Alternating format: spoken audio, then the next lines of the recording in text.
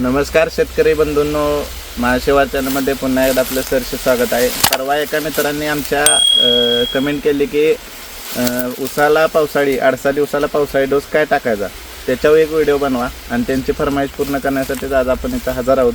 तर हा 8 ऊस दिसेल तुम्हाला. पावसाळी डोस मी टाकून घेतलेला आहे, परंतु पाऊस पुढे ढकलल्यामुळे तो अंदाज फसलेला आहे.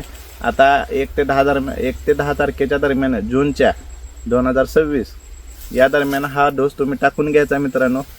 महत्त्वाचं हे आहे की पावसाळी डोस का टाकायचा, कारण पावसाळी डोस टाकला नाही तर तुमच्या उत्पन्नात शेवटच्या टप्प्यात अतिशय घट होते. ती घट जर होऊन द्यायची नसेल, तुमचं एकरी उत्पादन जर 10 ते 20% वाढवायचं असेल, तर मित्रांनो मी आज जो तुम्हाला डोस सांगणार आहे तो तुम्ही टाकून घ्यायचा आहे. नाहीतर परत म्हणाल की सांगितलं नाही. तर व्हिडिओ शेवटपर्यंत बघायचा, स्किप करायचा नाही, कारण एक क्षण महत्त्वाचा आहे मित्रांनो. त्यासाठी तुमची व्हिडिओ पूर्ण बघणं महत्त्वाचं आहे आणि सर्व शेतकऱ्यांपर्यंत पोहोचणं महत्त्वाचं आहे. आपल्या शेतकऱ्याचा कमीत कमी खर्चात चांगला फायदा होण्यासाठी आपण आपल्यासमोर हजर आहोत. तर व्हिडिओला मित्रांनो चालू करूया. तर मित्रांनो, पावसाळी डोस का टाकायचा हे मी पहिलं तुम्हाला सांगतो. आता काय होतं आहे मित्रांनो, उन्हाळ्यात आपला ऊस, आता हे जर ऊस बघितला तर आता आपले 11 महिने पूर्ण होत आहेत, 12वा महिना चालू होतो मित्रांनो.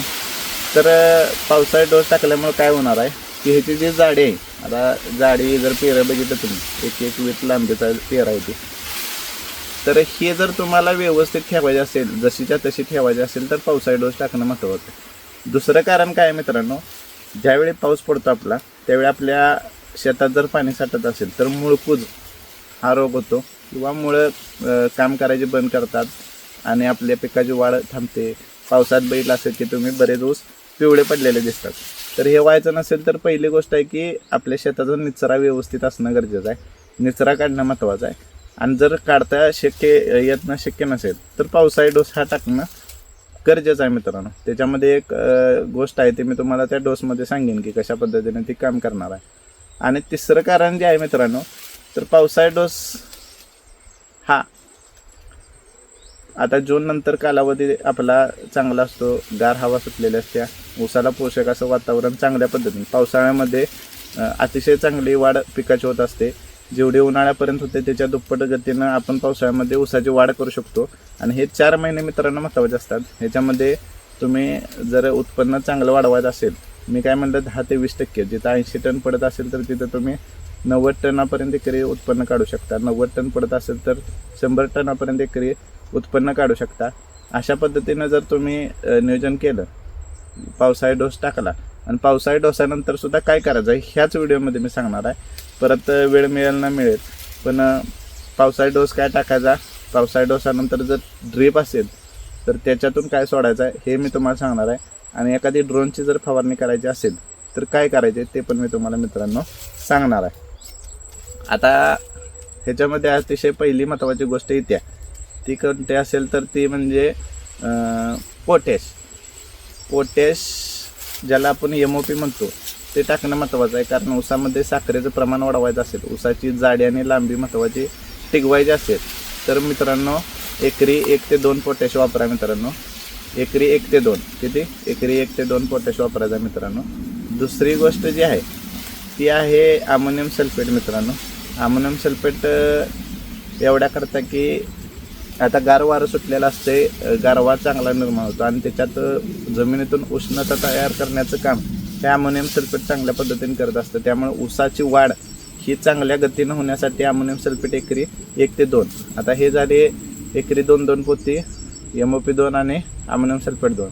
आता त्याच्यामध्ये तिसरा अतिशय महत्त्वाचा घटक आहे, तो म्हणजे सिलिकॉनचं एकरी 1 पोतं वापरायचं मित्रांनो. कारण सिलिकॉन हे तुमचे पानं राहट करण्याचं, ज्याला आपण जून करण्याचं काम किंवा चांगली मजबूत टिकाऊ पानं करण्याचं काम हे सिलिकॉन करत असतं.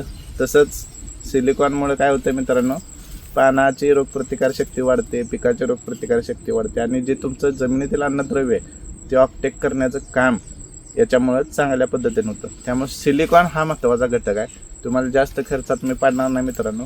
अजून फक्त 2च गोण्या वापरायच्या आहेत, तेवढ्यातच एकरी डोस टाकून घ्यायचा तुम्हाला मित्रांनो.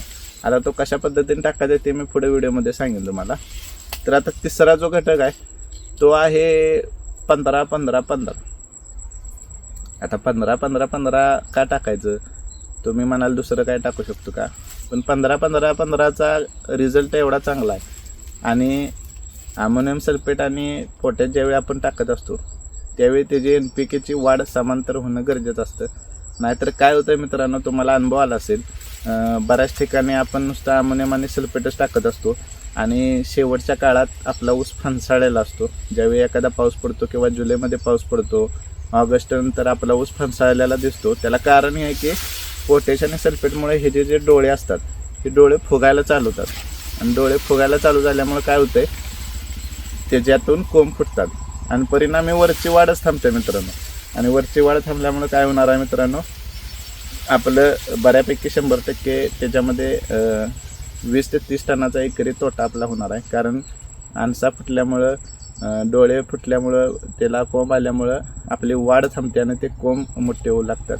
तुम्ही बऱ्याच ठिकाणी बघितले असेल की ऊसाला आणसा फुटतात. त्याला कारण हे आहे मित्रांनो, त्यासाठी 15-15-15 हे वापरायचं आहे, ज्याच्यामध्ये नत्र, स्फुरद आणि पालाश एक समान असतं. ऊसाची वाढ आणि त्याची जाडी आणि लांबी हे जर एक समांतर रेषेत जर करायचं असेल तर 15-15-15 यासोबत एक गोणी वापरणं अतिशय महत्त्वाचं आहे मित्रांनो.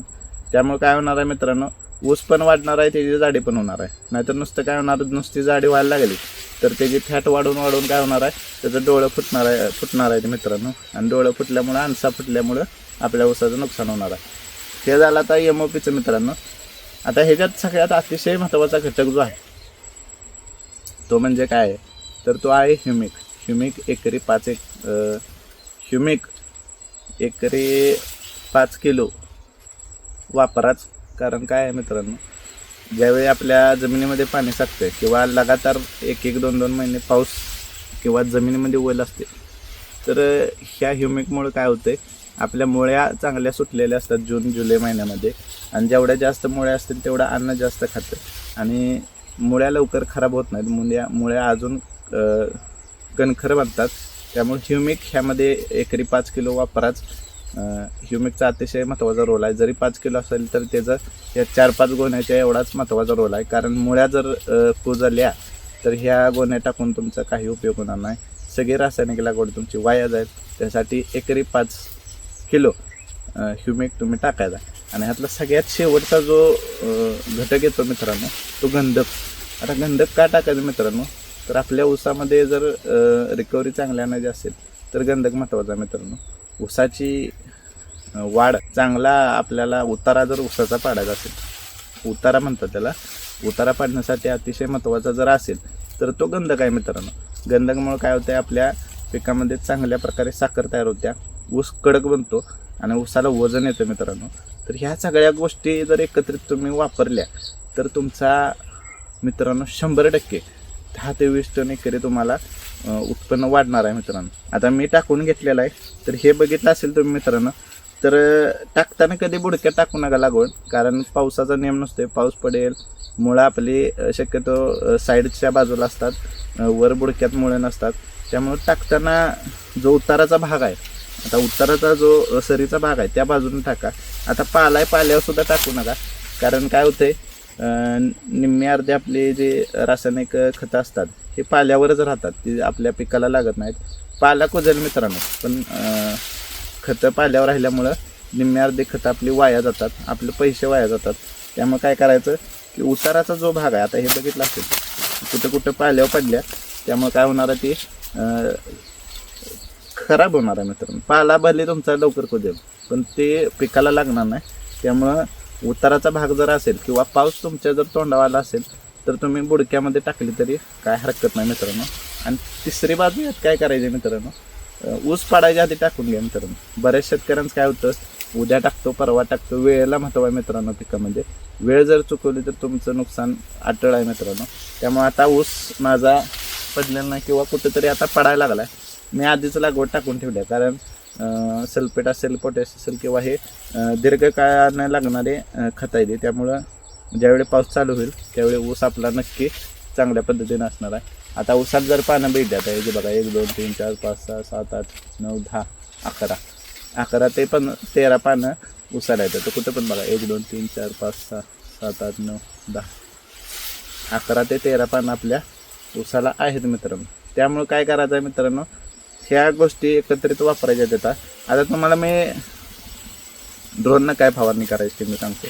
आता सिलिकॉन जर जमिनीमधून दिले तर सिलिकॉन पावसाळ्यामध्ये शक्यतो वापरू नका. आधीच ऊन कमी असते आणि सिलिकॉन वापरल्यामुळे काय होते, पानावर लेअर तयार होत्या. त्यामुळं आहे ते सूर्यकिरणसुद्धा ऑप्टिक होत नाहीत. त्यामुळं शक्यतो पावसाळ्यामध्ये सिलिकॉन पानावरती वापरू नका. त्यासाठी आपण काय करायचं आहे, फेरस असेल, झिंक असेल, त्याच्याबरोबर 19-19 असेल किंवा 13-0-45 असेल किंवा 0-52-34 0-52-34 वापरा मित्रांनो.